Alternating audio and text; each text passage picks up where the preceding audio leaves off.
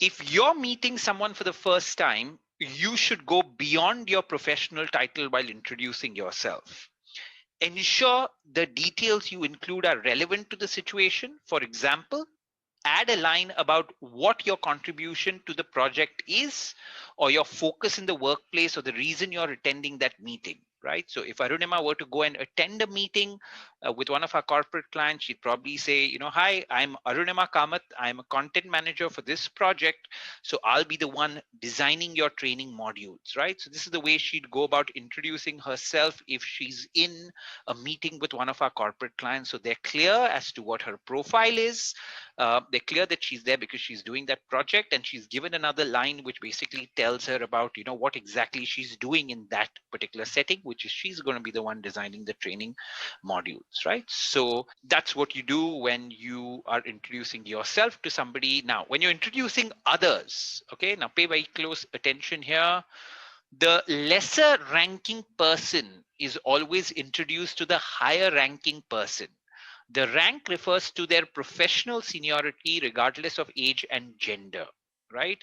So if you have a CEO on one side and if you have an analyst on the other and you're in the middle and you need to make the introduction, you need to say, Mr. CEO, this is the analyst, and then you introduce the analyst first, right? Saying that this is what his name is, this is what he does, and then you can tell the analyst, as you're aware, this is the CEO and this is what his name, and that's the way you go about doing the introduction, right?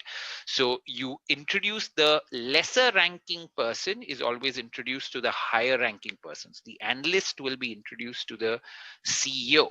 Mr. CEO, this is the analyst, right? Now, business associates are of any rank are always introduced to the clients, right? So if you have a situation where you have this is the customer and this is your, say this is your super boss, right? Super boss and customer, you will still introduce your super boss. Your associate is always introduced to the customer, right? So you'll say, dear Mr. Customer, this is my colleague, Mr. Saxena, who is the vice president of marketing in our company, right? So irrespective of how senior the person is in front of the client, you introduce that person to the client, right? So that is the protocol there.